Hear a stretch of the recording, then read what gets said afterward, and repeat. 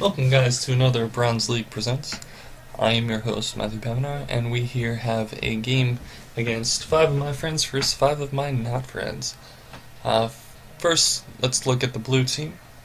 They have a pretty atypical team composition in that they only have one tank who is not considered meta in Cho'Gath, followed by a lot of damage and a relatively small bit of CC by the rest of the team. Brand surprisingly has a pretty high win rate through pretty much every level of play. He should do fine against Ahri. Ahri is going to have trouble in the early game due to Brand's phenomenal pushing power, and until Ahri gets her ultimate or perhaps can catch him up with charm and a careful gank by the Elise on his team, Brand, I will predict, will push him in. Lee Sin is primarily going to be a farm jungler here, hoping to take over the game once 20 minutes. But once 20 minutes passes, however, he's not going to be able to orchestrate the same type of support that his team might need up until that point. For that reason, it's probably Purple's team's initiative for the first 20 or so minutes of the game, all things being equal, to take whatever objectives they want and snowball the disadvantage that Master Yi puts on his team. Interestingly enough, we see Twitch paired up with Leona, and Twitch takes Ignite here, hoping to get more aggressive, perhaps on Sona, rather. It's interesting for me to see Twitch, particularly in a game like this. Twitch is he's incredibly squishy, and he's considered relatively immobile, especially against the in vogue characters today. If you pair him against a Draven or a Jinx, he's liable to get outranged or outtraded for much of the game. He has a very difficult laning phase against them currently, and his only saving grace is his incredible late game teamfight damage, which is what I guess Purple Team is hoping to see out of him. They have an incredible front line for it. Renekton, Leona, and Elise both peel very well while frontlining and getting in the mix and providing him that wall in front for him to siege through.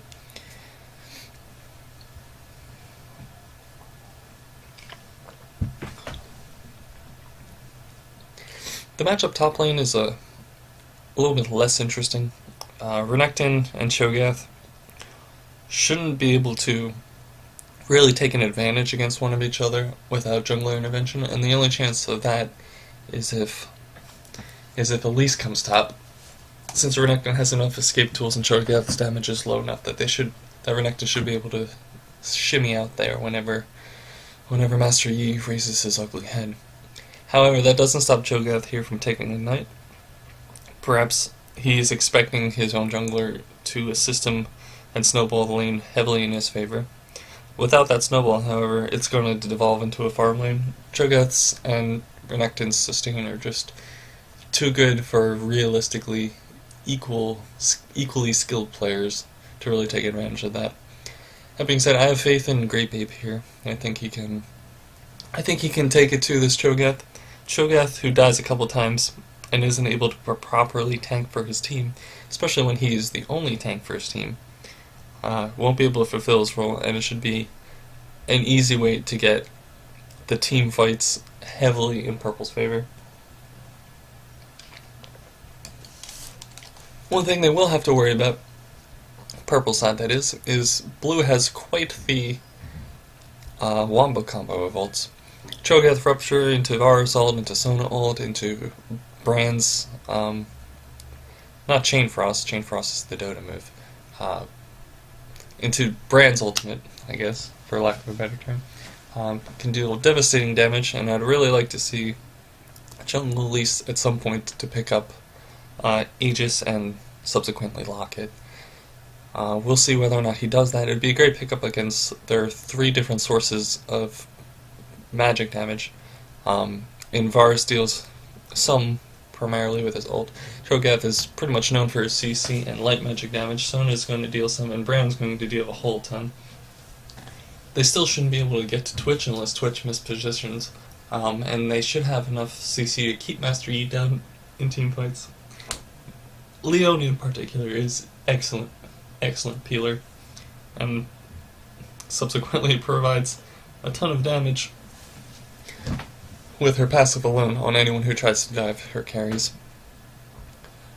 The playmaker of this game, it's really going to be up to Ahri and Elise to secure their lanes as best they can. If Brand gets fed, he can shred through this team with his passive and hopefully Liandry's eventually. But we'll see if that's the case. Give me a second to move these players around to their respective positions.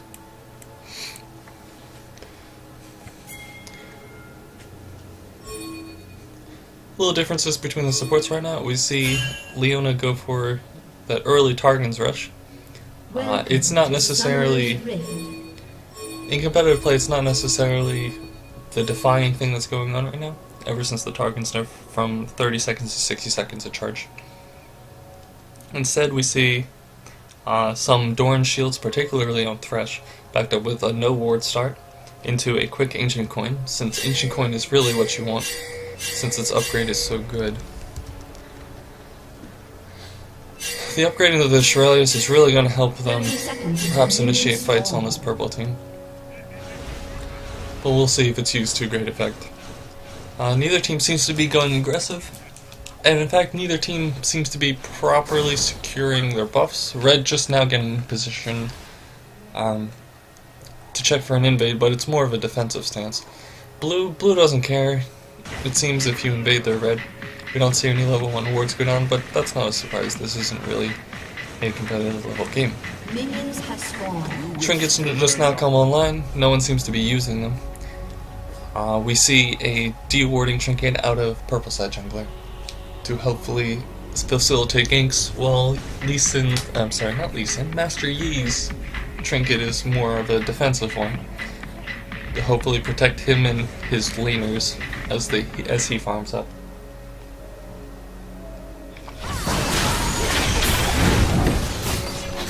Blue starts for both teams. I'm not so sure I like the blue start necessarily on Master Yi, but he might need it in this case. I really like starting the start for blue here on Elise, and it'll enable her to end up top at a good time just before Cho'Gath is able to make it a complete sustained battle top. Renekton decides to push the lane first in order to get to level 2. We see Sona quickly face check a level 1 Leona and take half her health. However, Varus does a good job at trading back on the enemy AD, preventing any further aggression. Varus' level 1 isn't very good necessarily, but Sona's is incredible. With the additional push, Renekton's able to bully out Cho'Gath, who's very small right now. We quickly see some leads develop in a number of areas. The level 2 hit here on bottom due to the lack of pushing is able to give Varus and Sona control of the lane. As you can see here, they're still not level 1 and they really should just back up and not engage here. However, they get a lot of free harass from just trying to assert their dominance in lane. We see a gank here on mid, Burden. Oh, Riptor flashes after him, that's going to prove fatal. First blood here for Brand. Now, that's not going to be worth a lot, it's only going to be worth, I believe, 400 gold as opposed to the 600 or so it was worth in earlier patches. However, that's still going to hurt him. They both blew flashes around 3:30, that's 5 minutes later, you can expect it to be up. Jungler should pretty much focus there, where not only is it the easiest, most important lane for them to gank in these matchups, it's also the one that's probably the most accessible at this time. We see the earlier trades from bottom really putting them pressure behind their turret. Varus is able to take a commanding lead here, at least in position, and subsequently see this. If Grape here had taken Ignite, which he still does, I'm actually surprised he didn't go on. Perhaps he didn't have cooldowns for it. Buffalo returns to mid, gets a nice combo up with Ori. with Ahri rather, and is able to spike down the relatively squishy Brand. I'm surprised Brand managed to place a ward before he went down, before he decided to go near that bush, but you can't ward everything, especially this early in the game. Here takes a nice rupture to the face, and it's going to end up not quite paying for it, and instead is able to trade a kill with his own. SG here will have an interesting clash, but I'll get him in range for the Q nevertheless. The lack of sustain is really hurting Motley right now. So we see Lee Sin and Elise duke it out. It's probably unfavorable for at least in the abstract to even try to fight Lee, who's an excellent Yi rather, who's an excellent duelist, but particularly when he still has his buffs. It's only going to result in a fed Yi. Yi here going for a quick razor start rather. That'll help speed up his jungle time, although I'm not so sure it's the best choice here. Elise goes for a quick Sword Boots, which is more aggressive or aimed at ganking to start, as other items would help her farm and help her play more passive. CS at top lane is relatively the same. Cho'Gath here comes back with a Mana Crystal. I suspect that it'll be either building towards a Glacial Shroud or what's more popular with people around this level is a Rod of Ages. Brand here takes his early lead and seems to be building whatever the heck he feels like. Amptome has a numerous amount of build pass and is just going to give him that slight edge. At least doesn't quite have the damage here, or does he? He dives tower. He'll end up getting the kill, but it might be able to trade him away with Yi showing up for the counter game. Leona's going to get caught out here with Brand's rune. Brand is going to lose a reasonable amount of CS here, as Ahri predictably pushes it to tower. But Brand's able to pick up the kill in retrospect to make that run worth it. Back to the items, we see Leona finish that targets, that enabling her to get ahead in gold of the Sona so long as she keeps using the charges. In order to do that though, you have to be alive, and she's currently. Renekton picks a good time to engage on Cho'Gath before he's able to get his feast and his defenses up. And we see Brand once again sort of roaming towards top, perhaps for a lane gank. There was a ward there near mid lane for them to see the transition, but I wonder if they will participate more. It's an interesting fight here. Varus keeps CSing a little late, so it will probably end up giving Twitch the power necessary. Elise comes in for even more aggression, and they're able to catch out Varus for an easy 2-0 trade. Brand does end up going top. He doesn't even have his ultimate. He's not very strong, and honestly, the Renekton can turn here, and especially engage him in the creep wave. This is going to lose him a lot of farm mid. In fact, he's almost at half the CS of Ahri. Ahri seems to be going for a Chalice, or perhaps Morella Nomicon, although a Chalice would serve her better here with a lot of magic damage that the enemy team could hold. A little bit of damage done on tower by Twitch. He might be better off going back and buying with the gold and the assist that he got, but it looks like he's going to shell a couple more ways before doing so. This will leave Sona and Varus an opportunity to force him down while he's still relevant. The Renekton top finally asserts his dominance, with Dominus, in fact, on cooldown. He's able to pick up an easy kill. And in fact, it looks like Cho'Gath is going for that Glacial Shroud. That'll help him out a lot, especially if he can get stacks of his ultimate up to complement it. Twitch has the damage right now, that despite his low CS, his ultimate and the level 6 experience deficit will enable him a double kill.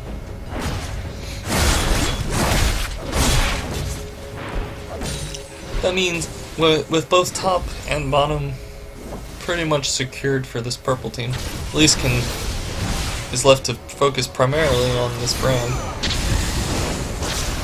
Able to count. Oh!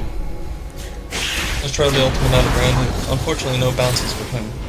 And Elise takes 3 tower shots in an attempt to spike him down. Brand here is going to have a hard time, especially after his unsuccessful roaming. Particularly top. He wasted a lot of time in lane, and Ahri was able to punish him for it. Not necessarily with perfect CS, but more or less. With lots of experience. And it shows when you have your brand at level 7, level 6 rather, to Ahri's level 7. Ahri does a nice play where he hits him over the wall with Charm. He's able to follow up with an easy kill. Blind spots like this, guys, are very, very good ways to get caught in mid. All of those ledges are very dangerous, and which is why you often see higher level players ward around them. Particularly where Yi is, or perhaps even up here. Another ward right here would see this ledge here and prevent such skill shots from landing. Grape loses a little bit of a trade by diving tower, but we see more aggression following the bottom. Leona goes in pretty much solo, that's the end of that. Yi is here for the counter gank, and it'll, a nice, well-laid rupture by Cho'Gath will surely secure him the kill here, despite the tower dive. Yi will get caught on the tower here though, and Elise will trade it back. Elise is going aggressive here. With double buff, she should be able to kill the Cho'Gath, given enough time, but probably not before he reaches turret. Maybe using the last spike. The Q will deal huge damage and she'll just take a couple tower shots. Unable to dodge it, Cho'Gath will fall down. I'd really like to see him pick up some health here instead of rushing this Glacial Shroud, which isn't going to do that much against a not very auto-attack centric character. Swampflow decides to go aggressive here, and he roams top once again, and is paid for dearly with his life. Ill-advised despite his double buffs and his 6-3 start. Probably have a lot of gold in the bank hand yet to spend. We see a dive here on bottom of the enemy, it should be more than enough to tank this. However, with E intervention, she will go down eventually to it. They still haven't gotten a Sona, which is most impressive for them. Eventually, Twitch is able to finish him up, but has to this Lee Sin. Lee Sin, despite being a primarily farmer jungler, has had excellent responses to ganks from the purple side. Caught a couple of people out of position, notably Renekton top just a minute or two ago, before succumbing to the tower himself when Elise showed up. And it's reflected in his good game sense of counter ganking with his 7-2-1 start. His Wriggles is an interesting pickup for him, and it seems like he'll be going next for a Static Shiv to increase his crit chance and attack speed overall. He's looking to secure Dragon, but that might be a questionable choice here with Elise roaming bottom as well. Mid lane, Brand is slowly catching up in CS, despite having been down almost half. There's a lot of aggression here bottom lane, but they shouldn't be able to really do anything, and any damage that Sona Varus sustains will simply be healed back. Buffalo face checks the bush and is greatly punished for it by Varus. Well done by him. Hopefully there's a brief lapse in the action so we get to talk more about these item builds. However, these games just seem to be chock full of unneeded aggression. Bunch of characters not doing up. Herpderp almost kills himself by bringing the ultimate back into his own creep wave, which would allow it to bounce and kill him. Something to consider that perhaps you wouldn't notice right away, and I certainly would not have, in attempting to not die there. But one bounce isn't going to kill you, but 2 or 3 certainly would. Cho'Gath here is not trading very well against the Renekton. He doesn't have the sustain that the Renekton does, and with Renekton's choice of Tiamat into what appears to be a Hydra. which will eventually be Hydra. Cho'Gath's going to take a lot of creep damage in any attempt to fight Renekton on his own terms. We might see a little 2-2 skirmish here that blue side surely cannot win. However, they will go for it anyway. This should result in a double kill for purple, it's just whether or not Elise will go down. Cho'Gath didn't have Feast up, otherwise that could have been really bad for him. Demnoodles decides that he wants to try to tower dive to secure a kill, perhaps train him himself, but fortunately for him, his E does not land. Renekton has, despite the 2-2-3 score, pretty much decided top lane all to himself, and it's up to Cho'Gath to find a way back into this game. Hopefully Twitch here will be able to pick up ours to make his support's life worth it. He should really cast his E, or perhaps it was on cooldown. Because his spell was on cooldown, he's not able to trade back, and both Sona and Varus are left extremely low. Good use of exhaust there by Sona to prevent Twitch from easily killing them both. Renekton's here to contest blue. He won't be able to get it, but he'll at least force it off of Brand. Good choice by him trying to pressure other objectives while his lane is pushed and he has a clear advantage over the enemy Cho'Gath. So what we see here, particularly, let's talk about the supports for a little bit. We see Sona here with an Athene's Unholy Grail. That'll help her deal more damage, sustain more, which seems to be what they want to do in this lane. Leona is just going in pretty much whenever she wants. Since a lot of these engages aren't necessarily warranted, and don't result in anything, the additional sustain and cooldown reduction in mana will help them recover this lane, as that double kill probably let them bring back to even. On the other side, we see Leona with a very quick Mercury treads. It's an interesting choice for a support. Usually when you pick up boots as a support, the armor ones are best, simply since you take so much auto attack harass and you're not really worried about being stunned down yourself, because you don't mind if the enemy focuses you to that degree. We'll have to hold off for a second since we see some 2v2 aggression here in mid. The charm lands on the wrong target and Brand is able to catch the Elise, which is out of position. The high damage on E is able to really hurt them. And in fact, he didn't end up going for the static shiv, instead got Ghost Blade. He didn't end up using in that fight, but the additional penetration enables him to counteract the Elise, who has gone full pen, pretty much, and has gone so far to get a Void Staff with her lead.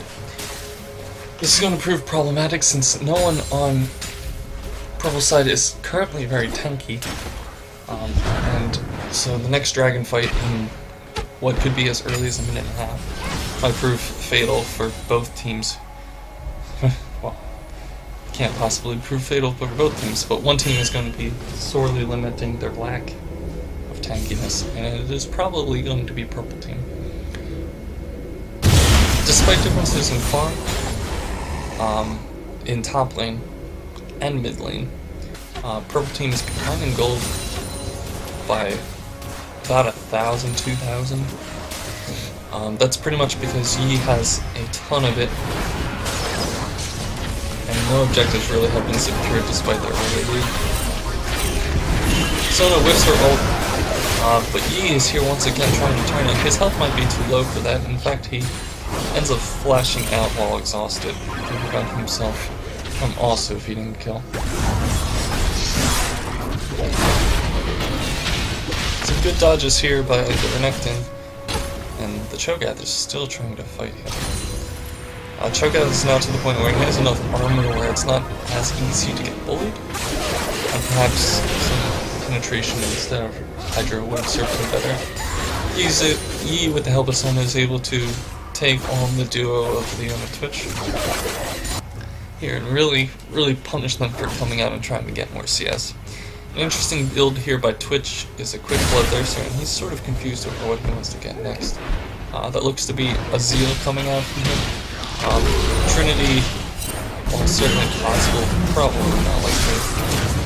Renekton here goes full on aggressive, and he's the wrong way, forced to burn his flash to even have a chance at this. However, Cho'Gath doesn't feel very safe and decides to flash away as well. Brand is noticeably absent from mid. Ahri's gaining what seemed to be an insurmountable CS lead is now just cut down to 6. But if Brand here is in fact AFK, it's going to be very difficult for him once he returns to really even out the advantages that Ahri has gained in both experience and the objective of middle tower. This will allow Ahri to roam. She'll most likely be looking bottom for the one lane that purple isn't decisively won yet. In fact, Elise is already here, but a good word here by Sona on Dragon anticipates the roam in a sense, and instead purple team will just take Dragon. In fact, Renekton comes down for this as well. It's a good choice by him. His lane's pushed out, he can't do much here, as well as let's start a team fight. Sona gets spiked down without using her ultimate. Forest decides to turn on the Elise, who once again is full penetration. Probably a poor move in hindsight. But it has earned him several kills and several deaths along the way. Purple secures Dragon, gets right back in the mix of it, gold-wise, while being up both 2 turrets, in fact. I'd forgotten about the one time. They look to secure a buff or 2 and then retreat to buy some gold. Be interested to see if Twitch here decides to stay bottom without his ultimate.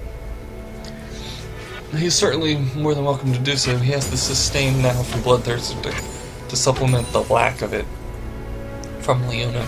Plus the high damage offered by it will help burst down bars should he decide to stay here for this turret. Forest seems to be going a similar build, albeit one a little bit further along, just depending on how much gold he has. I can see the gold. Forest is in fact behind gold despite being up in CS, noticeably because of the 3 objectives vied for by purple team. He should be able to catch back up while the team here is fighting it and perhaps secure the first tower from his team. He, however, has slowed down in recent modes and has settled on more AD with Tiamat. It's going to provide him some valuable AoE, although might not be the choice amongst other Ys for jungle. It's going to be on Ys back to carry this game at this point, as he is his team's only really good source of damage with the Brand AFK. Hopefully Brand will come back and actually make this a game. Zone here opts for Mikael's Crucible in addition to Chalice. So she has a very, very high amount of mana regen at this point. And the Crucible is going to help against the Leona and Ahri and Elise. Despite Cho'Gath's increased tank, he still can't fight off Renekton, and Renekton's able to bully him pretty well. I like the Spirit Distance help him mitigate the magic damage.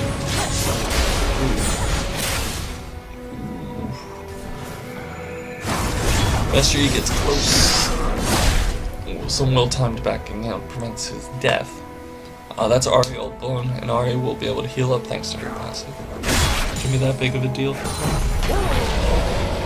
Leona has now opted to go quite tanky. I would have loved to see an Aegis out of one of these two. Instead we just see full damage and full tank out of Elise and Leona, respectively. Well, not necessarily the type of tank that is needed for this team.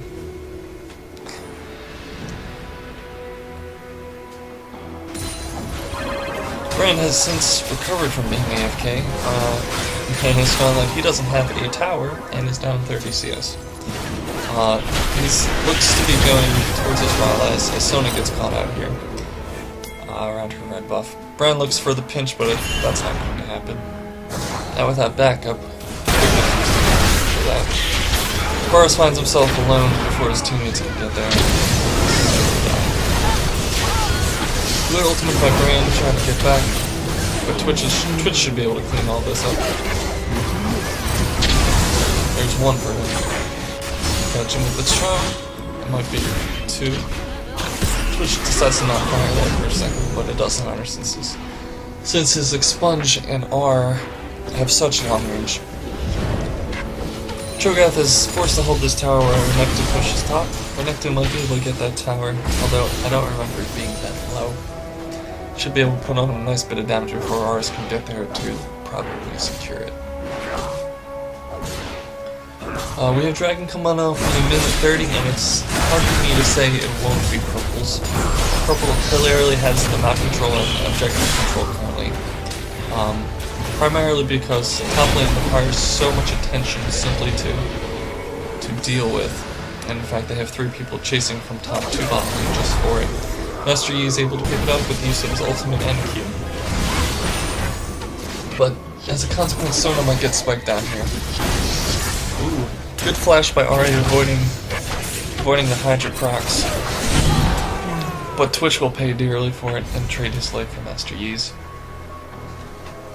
So we have Dragon here in a minute. As we look at it, we see Elise finally building some tank. Ahri going down and looking to pick up what might be a Void Staff or the smaller piece of her dev kit.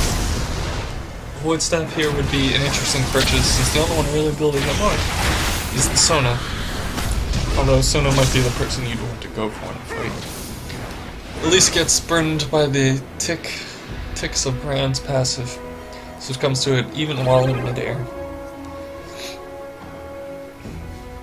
We see Twitch quite along in his item progression thanks to the global objective gold provided to him by his team, although Varus seems to be playing relatively okay himself. Varus has a very interesting build. He picked up a pickaxe and a dagger. And he wants to finish this last Whisper in order to do it. Renekton, who's finally decided to purchase armor and join in the team fights instead of just sitting top. Providing pressure there. With Yi down, they have a 30-second window here to get this middle turret.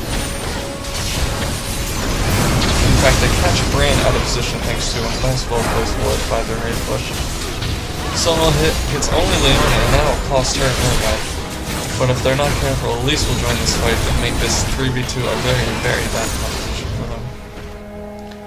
Good Cho'Gath Rupture catches 2 people as they attempted to turn. And sometimes that's just the way it happens. Elise here's going aggressive with her full 10 build. But Ahri is beyond able to help. They gotta be really careful here since Master Yi is up, and if he's able to catch anyone, they will just die. Cocoon is enough to scare them off, however, and Renekton's back to top lane, pushing while his team pressures mid. He's got to be careful. There's no vision for purple side between top tier 2 and mid tier 2. What I'd really like to see is a ward perhaps dropped over here by Wolves, or up here to watch the transitions. Instead, it seems to be Sona securing that vision first. Regardless of the danger, Renekton is able to get out by taking the already low turret that he worked on previously. They seem to really want him though. Ghostblade gets blown, but Renekton's too far gone for them to make an actual play on him, unless he encounters him right here. Not really sure who will win this fight. Certainly with backup, Renekton doesn't stand much of a chance. I'm actually surprised to see him leave so fast. Master Yi's Q will bring him in range of the Ahri and subsequently the Twitch. And as blue team keeps following, more purple team members are joining the fight. And my friends are able to pick up a double kill on Twitch, which is more than worth it for the Renekton, who is almost only useful as a tank at this point, if he cannot get onto some of the more squishy targets. He's no longer able to really hurt the Cho'Gath and then extended by Cho'Gath has built up quite an amount of health and armor. Rampage. And Renekton needs to not buy offensive items anymore in order to properly attain his role in teamfights. With all that aggression top, it's easy to forget about this Varus who's been bottom this whole time. He manages to secure blue buff away from Ahri, and manages to finish his Phantom Dancer in the meantime, and seems to be working towards his last Whisper now. The last Whisper couldn't come at a better time, as Renekton has finally finished his rounds, and no one else on the team besides perhaps the Leon is building the armor necessary, but those are the two champions he's going to have to get through in order to really deal damage in this fight. Leona seems to be caught a little out of position and will lead the team away from her Twitch, who is similarly out of position. Yi's chasing ability is simply too great to be up that far without wards or the rest of your team, and I am surprised it took them that long to actually catch them.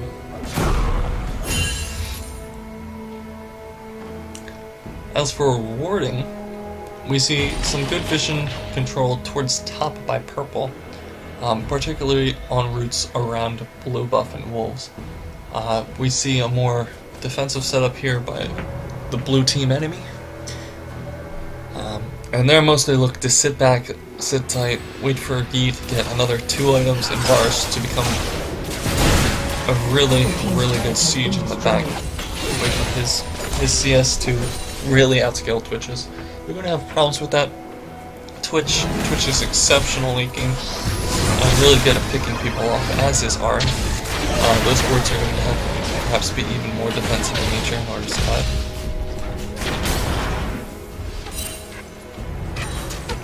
I'd really like to see some vision control on Baron here, as either team can do it pretty fast, either with Master Yi and Brand, or with Twitch and Renekton, with Renekton's ult in particular. Elise is no slouch user either when it comes to dealing a ton of damage to the neutrals, and in fact we do see them turn on Baron here. The lack of vision that blue team has means they probably won't be able to contest, or at least no one's going after. In fact, Elise is able to smite it. With this, she should pick up more armor to let her survive in teamfights, and her health, something like Aranduin's, would be fantastic. I fear, however, it's going to be something more akin to a Zhonya's or a Death Cap. It won't be necessarily what her team needs, and might allow blue team near the chance to come up. In fact, she won't be going for a good Brand ult won't save him from the inevitable death that follows. His team needs to group in order for them to have a chance at capitalizing on the mistakes this purple team is making.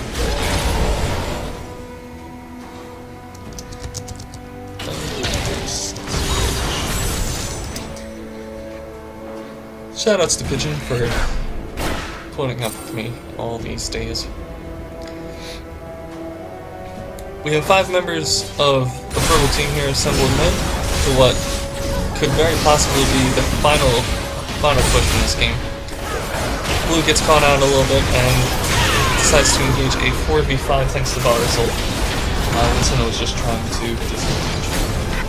Renekton will very easily take this tower up and allow him to kill the rest of them, and he should stay in tower range. Yi is back up here, and if they do not know, they do focus now. Don't forget what I was about to say. Yi proving once again why melee carries are not very effective at this point. They simply have to get too close and put themselves into too much danger in order to deal with damage. And with the abundance of CC and the lack of magic immunity in this version of the MOBA, they're just not viable enough. Brand here gets picked up by Renekton, who trades himself for Cho'Gath. 2 Cho'Gath, rather. I don't particularly like that trait. Purple team had a lot of members with Baron, and as of now they have 3 fewer, for instance. Perhaps 4 if Ahri had also died in the last fight, which she had. Subsequently, you're treating your farmed guys for the enemy's not farmed guys, so there are power plays here that the blue team can make, most notably picking up this dragon that's about to spawn, although they don't seem to be so pressed into doing doing that and more content just farming smaller camps. However, you're giving the behind team time to farm up instead of just grouping, staying as 4 or 5, and forcing objectives down their throat. The 6k gold lead isn't a lot, and I'm sure with all these towers and dragons and barons up, the purple team feels really far ahead. But the gold says otherwise. They could very easily lose a fight here for maybe 4. And the game will be completely turned. Renekton's not in this fight. I disagree with the decision to go in. They end up getting 2 people free without losing anyone, however. Attribute that mostly to Varus and Cho'Gath not either having their ults or utilizing them in that team fight. However, they're low enough they shouldn't be able to really push mid between the Varus poke and the Brand siege. Should be able to push them down and push them back far enough. There's enough wave clear here on the blue team that going towards that inhibitor, despite the turret not being there, is going to be difficult for them. Least decides to split top to what might be a GA purchase here. I'd be surprised to see anything else. There's no real reason for him to pick up Thornmail with only... Well, I guess with the Yi auto attack it might be useful. But if you really wanted to shut down Yi, perhaps there were better items to begin with. Thornmail would be an interesting pickup. I don't believe Glacial Shroud is necessarily what they're looking for. GA probably serves his purpose better, while also gaining the useful passive. He also gains the magic resist. That'll help him tank a little bit more damage and supplement his Rylai's Crystal Scepter's health. Casting's hard. Twitch here is approaching his 6th item and subsequent boot cell, but he's finding himself pretty much caught out here. Cho'Gath's non-use of Rupture, however, will allow the rest of Purple Team to converge on foremost Yi. He's now starting to look pretty on ahead, if that's a word. It's not. On ahead, though, is a good way to describe it. The man was 10-2 and something, and now he's 13-12. Already finishes her hourglass, which allows her to go as aggressive as she damn well pleases, thank you very much. And she only uses the Sona ult, but prevents Q from going back, and now without it decides to dive tower, and that will cost her. Some very questionable dives here. Get everyone on this purple team low for not much of a good reason. And with Yi coming up here in 2 seconds, and I believe he has home guards, he does. Purple team has to turn tail. Wouldn't be surprised to see him pick up a kill or 2 here. No one on the purple team can really help him. He's just gonna Twitch decides to step up anyway and duel the Varus. Fall low. That'll prove fatal for him. Perhaps if he had turned on the Yi, he might have positioned himself outside of Varus' range. He might have been able to get something done here. But that's exactly the throw that this blue team needed. In fact, with Baron coming up in 40 seconds, and spawn timers being about that, if blue team realizes this, not only can they get towers, but they can get a retaliation Baron.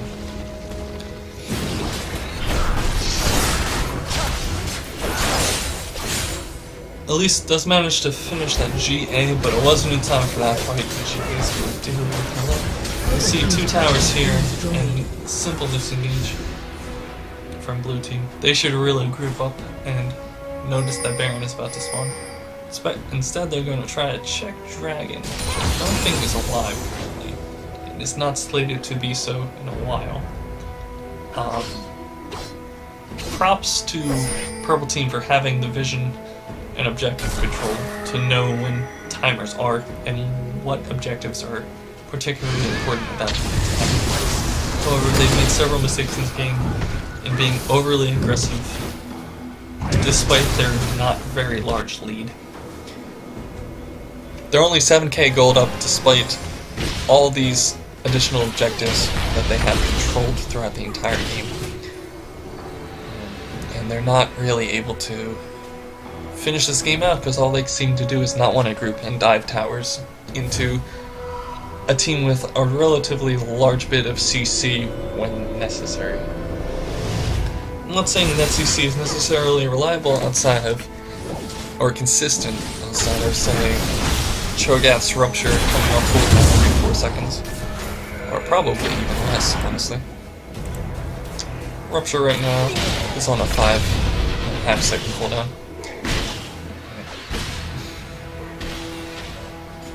Sona's going to get caught out here. She should be despite her wasted ultimate. This should set the stage for a relatively easy Baron clear by the purple team. If Leona decides to stop solo farming bot for no discernible reason at all. Blue team is able to realize this, Varus is able to come over a wall and get charmed and then subsequently spiked down. Cool play by Ahri, realizing him running, proving himself vulnerable. He does in a fire once again. That's all he seems to have been doing lately in this game. Brand might be able to get away with his life, but Ahri will most likely cut him off. In fact, I don't see anyone getting away from this at all. Especially with the aggression that Ahri decides to not show this time around. She could have flashed for it, but she rightfully discerns that perhaps not diving additional turns is perfectly acceptable. With all that saw that though, the inhibitor for blue team is about to respawn mid. If they're able to defend this somehow, despite interesting decision by Ahri to Zonius instead of instead of Deathfire Grasp there. Probably a dexterity issue where they're on the wrong keys, or they just keep messing that up. This should result in 2 inhibitors down for blue. With these 2, Baron is the next clear objective if they don't want to fight here, and they really shouldn't. He is able to kill Ahri pretty quickly and then succumb to his non-safe playstyle. Elise goes really far for this. Sona whiffs ult, which enables Elise to get the Varus finally before succumbing himself to Cho'Gath. So now it's a 3v1 with a really low Leona, but without Sona it's going to be really difficult for her to catch up. Sona flashes for no particular reason, and Brand is able to clean up a nice, well-placed Q. These are the kind of throws that you see all the time in Silver and Bronze. People are just chasing to fog. People tend to stay too long.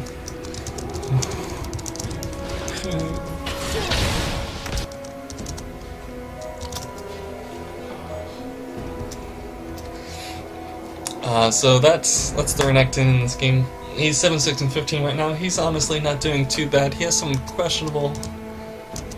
Nah, you were fine, dude.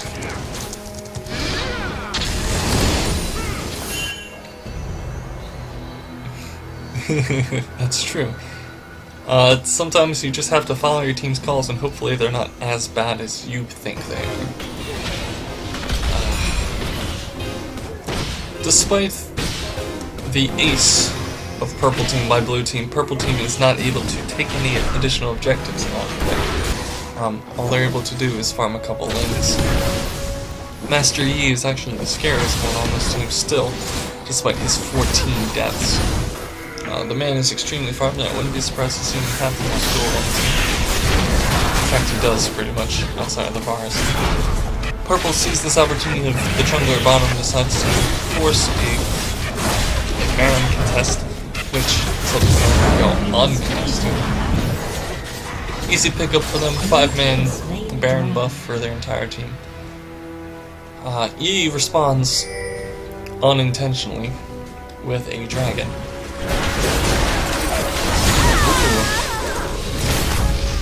Good pickup by the Varus, but the rest of the team isn't there to follow up on his... He's making it a 4v5. And both he and his helper Yi will most likely pay for it with their life. With now only 3 members on the field and neither of them being their damage dealers, I don't see how they're able to defend their last 2 towers. Grape goes a little ahead. Leona continues going low, at least decides to tank, and Twitch is just left all alone in the back. There's not much you can really do against him at this point. He's achieved that late game status where even without his ult, he's incredibly difficult to get to without dying, particularly through the immense CC that his team is able to provide for him. All that's left now for the next 20 seconds is Brand to defend without towers against two high damage combo people. And that will be game. 51 kills to 41. 10k gold up in 45 minutes. Purple team takes this, which should have been way easier than it seemed.